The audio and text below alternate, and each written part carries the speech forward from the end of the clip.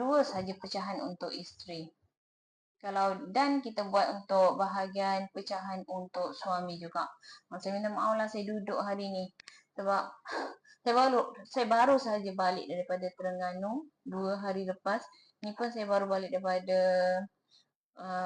office dekat Kelana Jaya. Okey, sekarang ni saya ada dekat Teluk Panglima Garang. Okey. Okey, kita tengok di sini. Bahagian untuk isteri. Okey, kita tulis kat sini. Arwah. Arwah lelaki.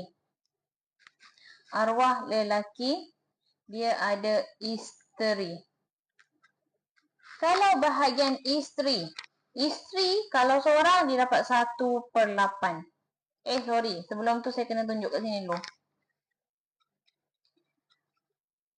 Okey, dia ada anak ke tak? Okey. Dia ada anak. Contohnya ada anak lelaki. Okey. Bila isteri dengan anak lelaki ni, ibu bapa tak ada. Ibu bapa tak ada. Bila isteri dengan anak lelaki saja, isteri dapat 1/8. Sebab apa? Sebab ada anak. Bila ada anak lelaki akan dapat asobah. Asobah tu apa? Asobah tu adalah baki. Maka kat sini 1/8 untuk isteri dan selebihnya 1/8 dan selebihnya 7/8 akan dapat kepada anak lelaki ini. Banyaknya anak lelaki dapat. Ya, ini memang telah ditetapkan di dalam Al-Quran, di dalam hadis Rasulullah mengenai hukum faraid ini. Kita memang tidak dapat nak menafikan. Macam mananya isteri 1/8, anak lelaki 7/8. Oleh sebab itu, tuan-tuan dan puan-puan, boleh saja kalau nak bahagi kepada isteri ni, nak uwi hibah kepada isteri ataupun nak uwi deklarasi harta sepencarian. Declare dulu. Deklarasi harta sepencarian. Sebab itulah tuan-tuan dan puan-puan wujudnya as-solihin trustee berhad. Sekejap, nampak tak? Tuan-tuan nampak tak yang kat sini? Okey. Di sini. Allah. Saya kena terik sikit. Wujudnya deklarasi hibah. Deklarasi hibah dan deklarasi harta sepencarian untuk kita bagi yang lebih kepada isteri. Sebab kita dah tahu, bahagian isteri 1/8, bahagian anak lelaki 7/8. Jadi, kalau nak bagi lebih, bagilah melalui hibah ataupun deklarasi harta sepencarian. Okey, itu baru seorang isteri. Kalau dua isteri, nak tengok ke? Nak tengok. Okey, itu kalau baru seorang isteri. Saya buat contoh yang mudah faham lah. Kalau tuan-tuan dan puan-puan ada persoalan tersendiri, saya akan buat pengiraan yang khas untuk tuan-tuan dan puan-puan. InsyaAllah saya akan selesaikan. Okey, tu first kalau seorang isteri. Kalau ada dua isteri. Isteri pertama, isteri kedua. Isteri pertama, ni isteri kedua. Okey, kalau kat sini, kita buat macam ni.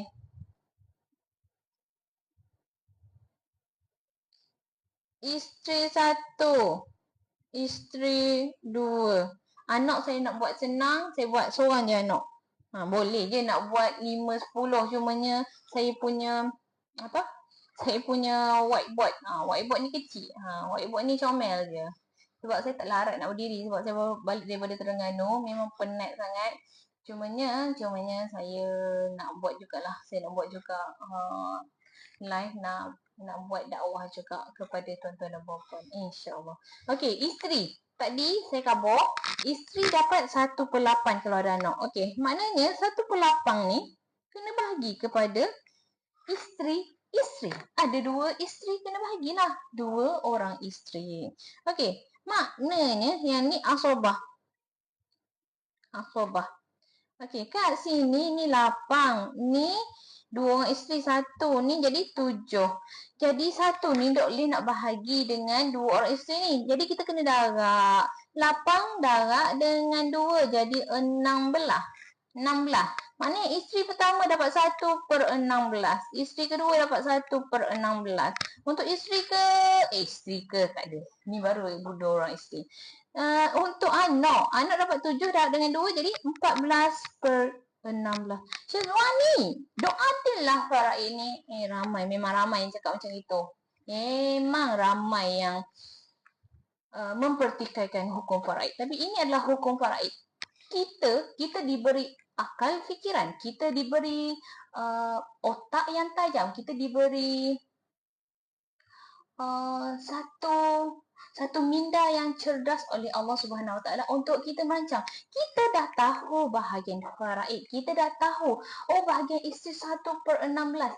Sedikitnya bahagian isteri ni 1/16. Isteri pertama dah kahwin 40 tahun. Isteri kedua baru kahwin 6 bulan macam ni. Dapat 1/16 juga. Ya, kita dah tahu sekarang ni. Kita dah tahu situasi. Jadi, bila kita dah tahu, kita boleh buat perancangan sama ada nak bahagi hibah harta kepada isteri. Hibah harta contohnya nak bagi rumah, nak bagi akaun bank, nak bagi tabung haji, ASB, ataupun kita nak declare. Ataupun kita nak declare rasi harta sepencarian. Kita nak declare awal-awal. Kita nak kata, yang, saya tahu saya ada 2 isteri. Isteri pertama saya nak bahagi rumah dekat, contoh, dekat Sepang. Rumah untuk isteri kedua saya nak bahagi dekat Pahang. Contohnya begitu. Okey. Maknanya kita dah declare awal-awal bahawa untuk isteri pertama ambillah rumah dekat Sepang. Isteri kedua ambillah rumah dekat Pahang. Contohnya macam tu. Jadi bila kita dah declare awal-awal, ia dah terkeluar daripada hukum faraid. Dia dah terkeluar. Kita dah buat perancangan. Kita dah kata, ini memang untuk isteri saya yang pertama. Ini untuk isteri saya yang kedua. Maknanya, anak ni, dia akan dapat 14/16 ini setelah ditolak yang kita rancang itu. Kita dah declare. Rumah ni kepada isteri pertama. Rumah ni kepada isteri kedua. Jadi, itulah gunanya kita tahu bahagian faraid masing-masing. Jangan kita sembrono kata, doa adillah faraid ni, doa adillah faraid. Sedangkan kita sendiri pun tidak membuat perancangan. Kita tak buat perancangan apa-apa. Kita tak buat, kita tak ada effort pun semasa kita hidup. Tetapi selepas kita meninggal dunia, barulah dikatakan faraid itu tidak adil. Sedangkan kita tak belajar pun faraid itu macam mana. Kita tak tahu pun hukum faraid. 1/8 ke untuk isteri pertama? Isteri kedua ni kena bahagi ke 1/8? Bukan ke isteri pertama kena 1/8, isteri kedua 1/8? Tidak sama sekali. Jadi, kita kena belajar faraid. Kita dah tahu hukum faraid. Kita bolehlah buat perancangan dengan salihin rasti berhad.